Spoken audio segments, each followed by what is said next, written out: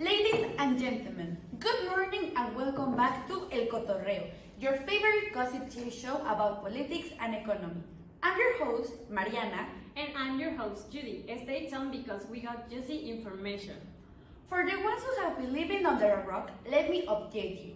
Since its creation, the United Nations has been encouraging countries to create international cooperation throughout international trade.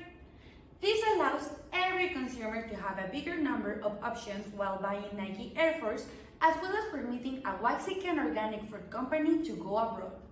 However, when a country is in no proper conditions to make international trade, Russia, measures such as tariffs and non-tariff barriers need to be imposed. The country ruled by Putin is one of the 10 top countries that imposes tariffs and non-tariff measures to the world, especially to our neighbors of the north. The gringos claim that the Russian government adds unnecessary levels of complexity while trading, increasing the cost of production and logistics. Everyone knows that Russia is carrying out an invasion on Ukraine, and almost the entire world is mad about it. Hey camera, are you mad about it? I am. Countries allies of the United States such as the European Union are applying tariffs on Russia to weaken its economy as a sanction for the war. The European Union decided on the May 30 to have an oil embargo from Russia, reducing Russia oil imports by about 90% over the next 6 months, although the 27 nation bloc depends on Russia 25% of its oil supply and 40% of its natural gas.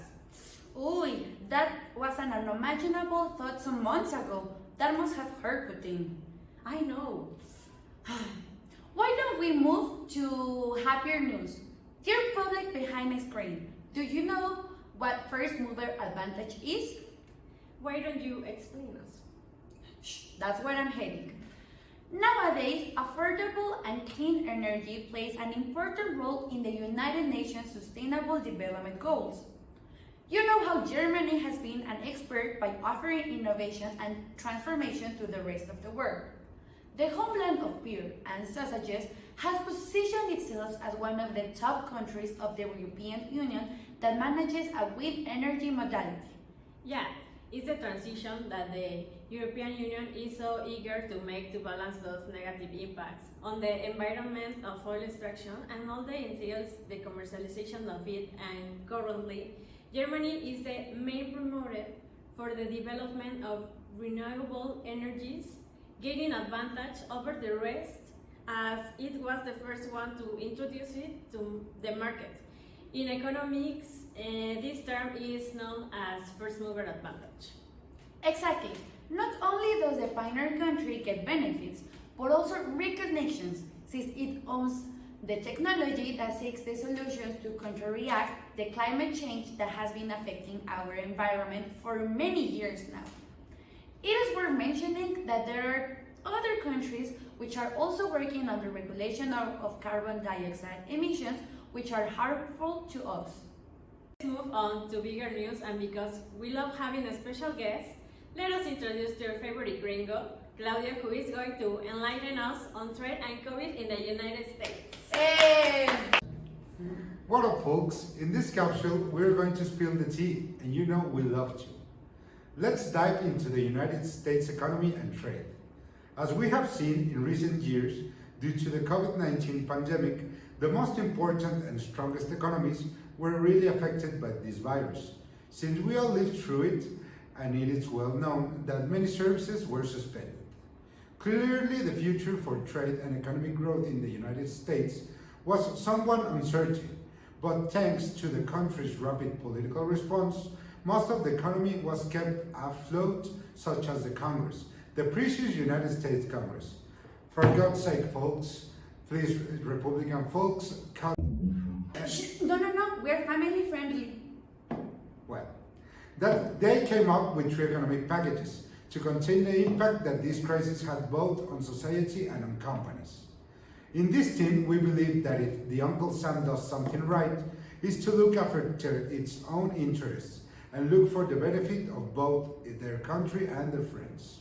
According to the US Bureau of Economic Analysis, The trade in the US has been increasing in a very exponential way. In 2020, the imports of goods increased 5.2 billion to 259.7 billion. That's crazy, I know. I wonder how USA made that happen. I wonder who was the biggest capitalist monster in the White House in that time. You know we love gossip, and we're going to give you a clue of this terrific character. He looks like a carrot, he wears a toupee, and we know that he loves KFC. Well, I think I know who you're talking about, but thank you very much, Claudio. See you. Well, now let's move on to the other side of the charcoal.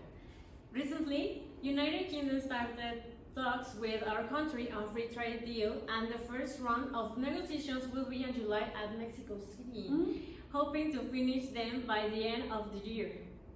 Let's remember that we actually have a commercial agreement with the United Kingdom, which is actually older than me. So that's why an update is required through a new progressive and innovative treaty. Yesterday, I had an interview with John Benjamin, the United Kingdom ambassador in Mexico, and he said that they are really interested in updating the agreement with us because they're seeking to set tariffs at 0% on more than 90% imports and exports. They don't want anything. Well, this benefits our country because foreign investment is promoted by the entry of British companies, and this will generate new jobs, and this will boost our economy, so it's okay. According to figures from the ambassador, the current bilateral trade between Mexico and the United Kingdom has a value of $5 billion a year. Due to our beautiful and competitive country, is known as the country with the most amount of free trade agreements in the world. Now many countries are interested in signing treaties with our country in order to enjoy the benefits. Wow. Let's hope that it brings the results we are looking for. Now, for our last capsule, let's go all the way to Venezuela with our second guest, Mitch. Good afternoon. Right now, I'm in Venezuela investigating what is happening in this country with the currency exchange. Economists warn that the new tax approved by Parliament is a regressive rate that will have an inflationary impact. Maduro affirms that the use of dollars in Venezuela will be punished.